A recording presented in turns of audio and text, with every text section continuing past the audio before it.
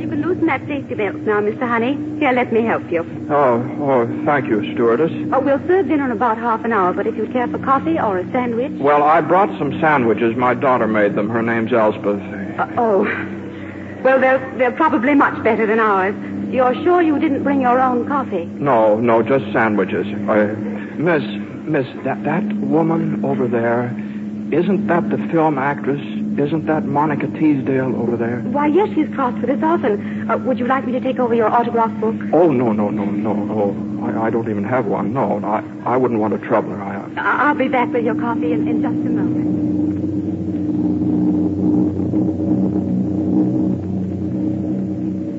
The coffee was very good, miss. Thank you. I've just been talking with the pilot, Captain Samuelson. I want to apologize, Mr. Honey. Apologize? I had no idea you were an expert on aviation, and here I've been talking to you as if you'd never flown before. Oh, well, I haven't. What I know about airplanes is more when they're in pieces. Well, Captain Samuelson said he'd like to show you the plane. They don't do that for everyone. These new reindeers are beautifully equipped. Reindeer? Is this a reindeer we're in? That's right. A nice new shiny one. Yes, I think I'd like to see it very much.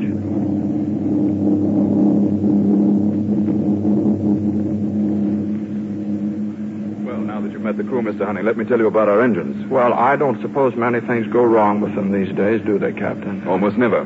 We don't even use reconditions anymore. We get brand new ones every 600 hours. These happen to be our third set.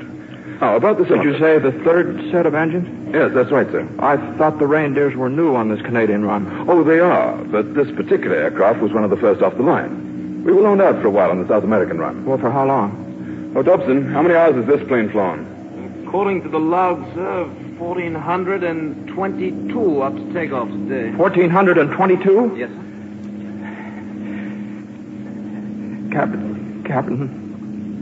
Captain, I must speak to you alone. Now. At once. You seem disturbed, Mr. I am disturbed considerably. Now, where can we go? Well, there's the baggage locker off, but why can't we... Captain, please.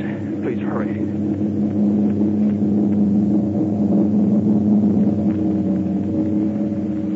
I don't understand this at all, Mr. Honey. It's not that I doubt your calculations, but... I tell you that if this airplane has flown more than 1,400 hours, the tail assembly may fail at any moment. That's the reason I was on my way to Labrador right now to investigate. Investigate? That crash 2 months ago. That reindeer crashed at 1,407 hours, within a few hours of my calculations. Less time than this plane has flown. And you know for certain that the tail assembly failed? The tail assembly wasn't found with the wreckage. Oh, I see. Every minute we spend talking about it... The matter is that all of this is just your opinion. Well, if you have any suggestions, Yes. You can cut the inboard engines to break up the vibration frequency and then turn back. Turn back. And if you don't turn back, this airplane's going to crash into the sea. And we're all going to be killed. I see.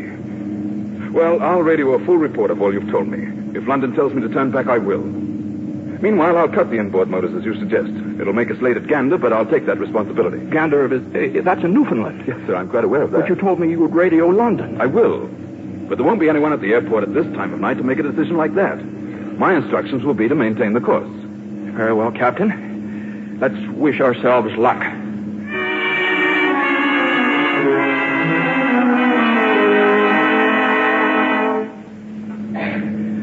I didn't mean to disturb you, Miss Teasdale. My name's Honey, Theodore Honey, and I'd like to talk to you. Of course. I'd be very pleased. I've always Mrs. Honey and I've always felt I owed you a great deal. Oh? Your pictures, they meant a lot to my wife, and that's why I want to talk to you. You're very kind, Mr. Honey. I'm afraid we're in very serious danger. The tail of this airplane may drop off at any moment. Is that so? Yes. Now, I've been looking around the plane, and when it happens, go to the men's room and sit on the floor. Now, the partition there is very rigid because the stove in the galley is bolted to the floor on the other side, you see? Bolted to the floor? I see. Yes. Now, if you survive the initial impact, try to get on a life raft, and they may pick you up when they search for us in the morning. That's certainly very interesting.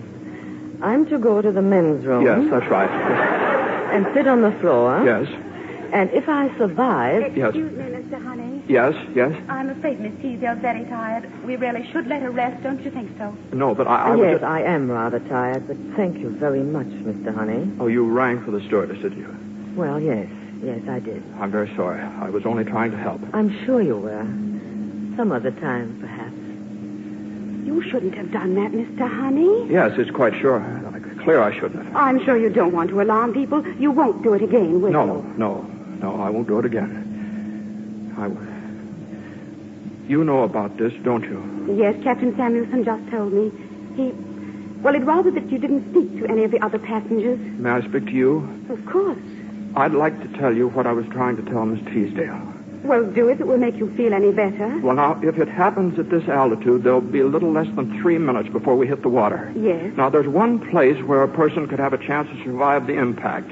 It's in the men's room. Now, at the first sign of trouble, you go in there and sit on the floor with your back against the partition. Now, the partition's very rigid because the stove in the galley is bolted to the floor. Do you see? You're very observant, Mr. Honey. Yes, I am. Yes, I'm very observant. I tried to tell Miss Teasdale because I felt I owed her something, and now I want you to know. And I won't talk to anyone else. No one's worried about me like that for quite a while, Mr. Honey. But I think we're going to be all right. Just be calm. And please remember what I told you. Meanwhile, try to get some rest. That's it, Mr. Honey. Here, now, let me fix your pillow. Mr. Honey is resting. Across the aisle of the dimly lighted plane, Marjorie Corder, the stewardess, is talking to Monica Teasdale. Well, I don't think it'll happen again, Miss Teasdale. He seems to be dozing now. What's the matter with that little man? I'm afraid he's got some rather odd ideas. He certainly has. He told me to sit on the floor in the men's room. If that isn't an odd idea, I'd like to meet one. I think he was trying to tell you the best place to be if there were an accident. Is that what I really ought to do? I think he's right about it being the safest place. But if he's right about that, he may also be right about the tail falling off. Who is he? Some kind of a scientist, I think. Oh, but I assure you there's nothing to be alarmed about. Captain Now Samuelson... listen, dear. The scientist says the plane is going to crash. The captain says it isn't. Your vote doesn't count because you have to string along with the captain, so that leaves it a tie. And as far as I'm concerned... What's that? The motors, they don't sound the same. We've merely cut our inboard engines to save fuel. Why should it be necessary to save fuel? Well, all I meant was... Just a minute. If I'm going to meet my maker, I'd like to know about it. If you'll excuse me, I'm going to have a little talk with Mr. Honey. Miss Teasdale, please, I've just got him quiet. Right now, I don't want him quiet.